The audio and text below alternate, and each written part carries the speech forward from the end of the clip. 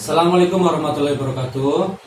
Ini ketemu lagi dengan saya Sigit Iskandar, guru SD Ciklapa 01 Kedurja, calon guru penggerak angkatan 7, akan melakukan wawancara terkait dengan dilema etika dengan Bapak Kepala Sekolah di sekolahan saya sendiri, sekolah SD Ciklapa 1.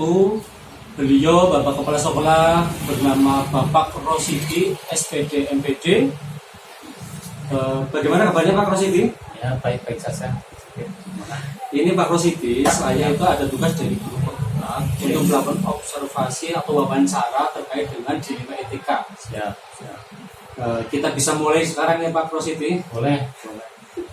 Ini yang pertama begini Pak. Jadi selama ini bagaimana Bapak dapat mengidentifikasi kasus-kasus yang merupakan dilema etika atau rujukan moral? Kami di SD Negeri Ciklapa 1 dari sendiri mengadakan langkah-langkah menghadapi dilema etika. Yang pertama itu kita bisa melakukan analisis atau analisa risiko. Jadi sebelum menentukan keputusan itu kita harus menganalisa risiko yang akan terjadi. Yang kedua, kita harus berkaca pada pelatihan-pelatihan yang sudah saya ikuti dan juga dalam perkuliahan di S2 di sana itu ada mata kuliah tentang manajemen pendidikan, tentunya sangat membantu. Terus yang ketiga, mengacu dari regulasi yang berlaku. Regulasi bidang pendidikan sekarang yang sedang berlaku itu seperti apa, kita juga harus mengacu ke situ. Yang keempatnya itu kita harus percaya pada insting kita sendiri sebagai pemimpin atau leader di sekolah. Itu tentunya harus ada kepedean terhadap insting kita sendiri. Yang kelima atau yang terakhir adalah kita harus senantiasa selalu berkomunikasi dan berkoordinasi yang terkait dengan kasus dilema etika kepada yang pihak-pihak yang bersangkutan. Itu mungkin langkah-langkah yang saya lakukan di sekolah kami. Oh ya, terima kasih itu Pak, bagus sekali. Kemudian selama ini bagaimana Bapak menjalankan pengambilan keputusan di sekolah Bapak, terutama untuk kasus-kasus di mana ada dua kepentingan yang sama-sama benar atau sama-sama mengandung nilai kebajikan? Pengambilan keputusan yang terkait dengan dilema etika yang memang itu sama-sama untuk kebaikan, tapi kita harus mengambil keputusan. Tentunya kita atau saya yang melakukan pertama itu adalah musyawarah. Jadi dalam pengambilan keputusan untuk memutusi dari dilema itu kita musyawarahkan dengan pihak-pihak yang terkait.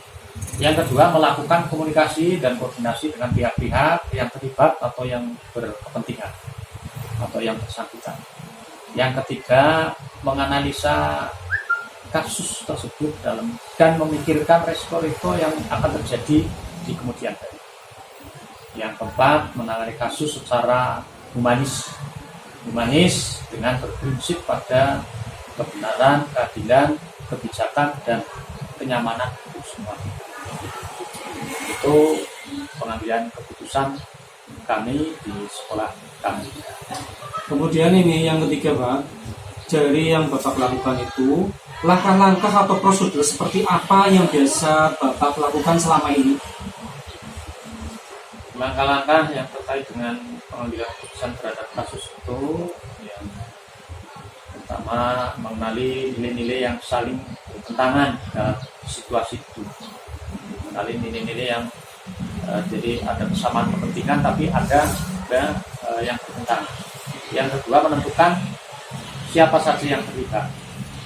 Terus yang berikutnya, mengumpulkan fakta-fakta yang relevan atau data-data yang relevan untuk nanti kita bisa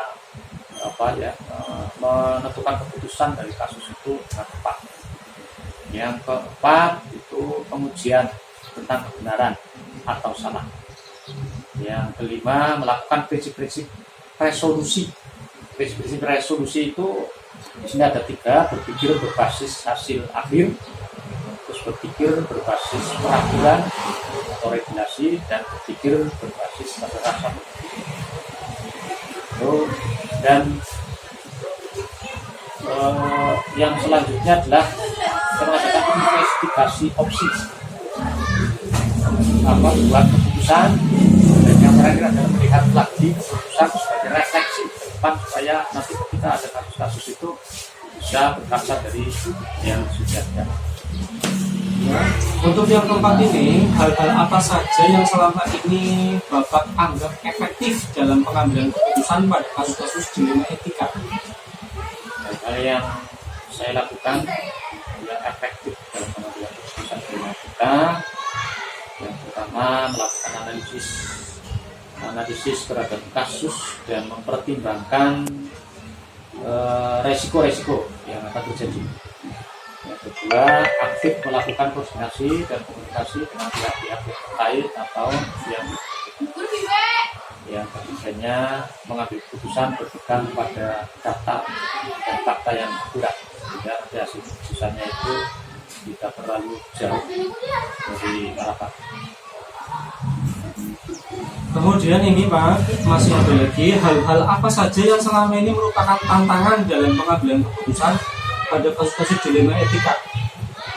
Tantangan dan hambatan biasanya kami sendiri melakukan secara perubahan itu banyak sekali ya. Jadi pertama itu karena terbatasnya waktu, yang kedua itu padatnya kebijakan, yang ketiganya itu sulit diputuskan karena sama-sama baik dan sama-sama penting, sehingga itu memang perlu waktu yang cukup. Jadi tidak semua masalah itu harus selesai dengan segera, tapi perlu ada kasus-kasus tertentu yang bisa ditangani secara katakanlah butuh waktu.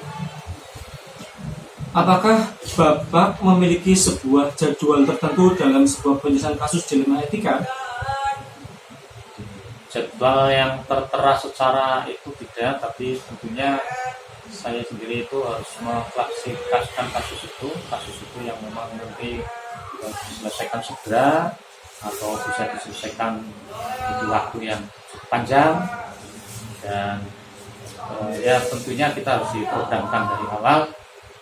Jadi di sekolah itu mesti jelas banyak terjadi kasus kasus itu yang kita harus melakukan